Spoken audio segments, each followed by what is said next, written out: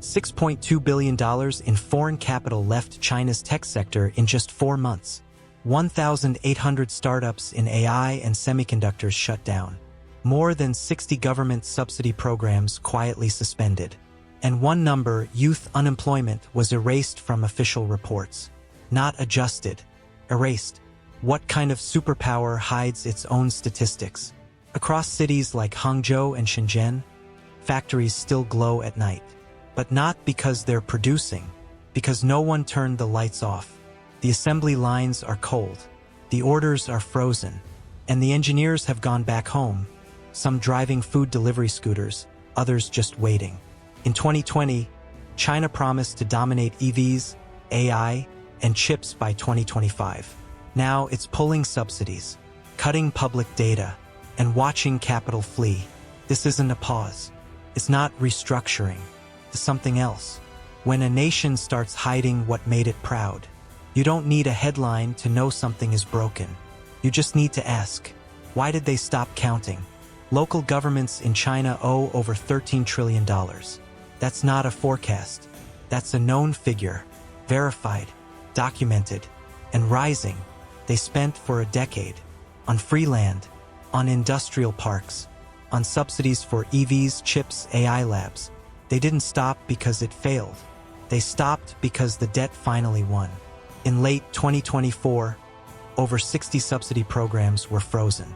Not restructured, not phased out. Frozen. No more tax breaks. No more cheap credit. No more free electricity. Tech startups were first to feel it. Then mid-size exporters. Then even firms with state contracts. Some tried to raise funds abroad. No one answered. There was another problem. WTO rules. The West wasn't just complaining about Chinese subsidies anymore. They were litigating. Since 2022, China lost 4 trade cases at the WTO. Each one about unfair support. Each one with real consequences. The US and EU no longer ask. They prepare tariffs. They build legal traps. And Beijing knows. If they keep funding their tech champions, they risk losing export markets. But if they stop funding, those champions won't survive. It's not pressure, it's design. And while China retreats, America moves. $53 billion through the CHIPS Act, $370 billion through the Inflation Reduction Act, battery factories in Michigan, semiconductors in Arizona, rare earths from Australia, trade routes through Mexico. It's not just rebuilding, it's replacing China. Systematically. Intel, TSMC, Apple. They aren't just diversifying, they're leaving. China tried to reroute exports through Vietnam, Malaysia, Cambodia. But in late 2024, the US closed the door. New rules on origin, new rules on pricing. No more hiding behind third parties. If it started in China, it stayed Chinese, and the tariff followed. So now the model breaks. You can't fund from within. You can't ship around from outside. You can't fix what's no longer allowed to function. And the high-tech engine? It begins to stall. Not in headlines, in cash flow, in factory schedules, in disappearing contracts. Some still believe it's cyclical, that China will inject money again, that it's waiting for elections, for market signals. But no signal is coming. The pressure isn't temporary. It's strategic, and the choice isn't growth or decline. It's collapse or concession. And for now, they choose neither. They just stop. It was never just about growth. It was about visibility and control. China's high-tech miracle was built on silence. Behind every successful AI lab, there was a subsidy. Behind every EV boom, a local government check. Behind every tech park, a state contract. But the checks stopped. The contracts froze. And no one talked about it. In Q1 2025, NIO's revenue dropped 38%. New vehicle orders fell over 50%. AI labs in Chengdu shut down without notice. Entire campuses went dark. Tenants disappeared overnight. No explanation. These aren't startups. These were flagships. The pride of Made in China 2025. Gone. Not with a bang. With silence. Then came the number. And the erasure. Youth unemployment exceeded 21.8%. That's what local data showed. But national reports deleted the entire category. No adjustment. No reframe. Just a blank space. And a note. Indicator suspended. The last time they did that was 2023. And back then, it meant things were worse than anyone guessed. Across tech hubs like Hangzhou, graduates queue for food delivery jobs. Others go home. Some vanish from job platforms entirely. On social media, a video spreads. 5 men in suits, holding signs outside a closed AI incubator. Free research services, they wrote. No one stopped. The wind took the signs. The camera stayed still. Foreign investors noticed. $6.2 billion exited China's tech sector between December 2024 and April 2025. TSMC, Intel, even Samsung, they scaled back quietly. Some said it was strategy. Others called it risk management. But none of them stayed. Huawei moved testing operations to Central Asia. Not for cost, for survival. Meanwhile, Chinese state media stayed optimistic. They spoke of innovation, of breakthroughs, of a bold future. But the engineers were gone. The labs were dark. And the jobs never came back. This isn't market fluctuation. It's concealment. When a system starts hiding its damage, that's the damage. And when a number is too dangerous to say, it usually means the truth has already arrived. This wasn't just bad policy. It was precision failure. Step by step, move by move, a trap was built. Not inside China, but outside. The CHIPS Act, the Inflation Reduction Act, the export bans, the trade deals. Not random, coordinated. 17 new supply chain agreements. No China included. None.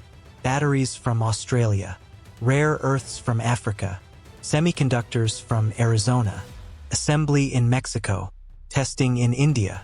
The map was redrawn. The center removed. It started with tariffs. Painful, but survivable. Then came the choke points. No more advanced lithography machines. No high-end chip designs. No licenses. Still, China funded its own. So came the legal layer. Subsidies? Now they break WTO rules. Support? Now they trigger tariffs. It was never about blocking. It was about making China choose. Help your industries and lose your markets. Or stop helping and let them die. That's not a policy fight. It's a design flaw exposed. The US didn't destroy China's tech sector. It made China destroy it legally. A global trap. Signed. Enforced. Backed by allies. Every exit sealed. Every detour blocked. Transfer pricing. Origin tracking. Anti-circumvention clauses. Vietnam no longer hides Chinese products. Malaysia no longer shields Chinese chips. Mexico reports upstream suppliers. Everything is traced. Every route is known. The workaround era is over. And while Beijing retreats, Washington expands.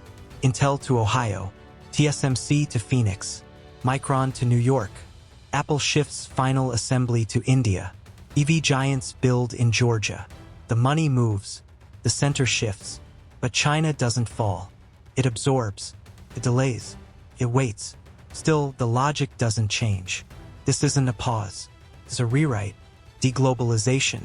No, reglobalization. Without China, that's the twist. No declaration. No war. No sanctions. Just a board game flipped.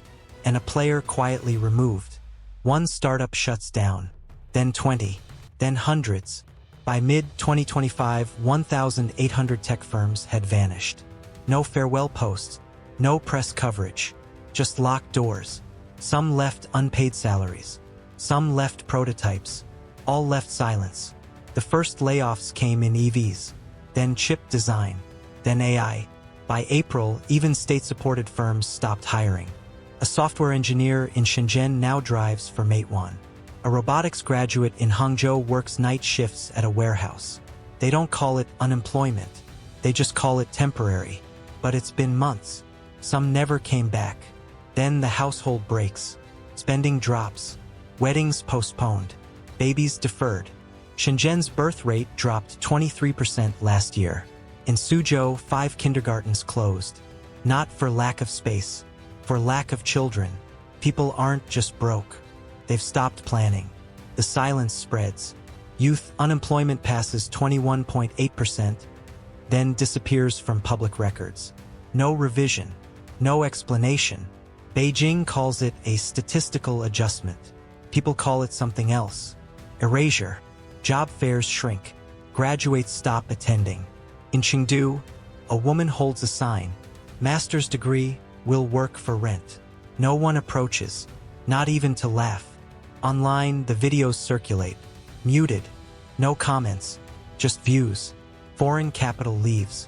$6.2 billion pulled from tech stocks in 4 months.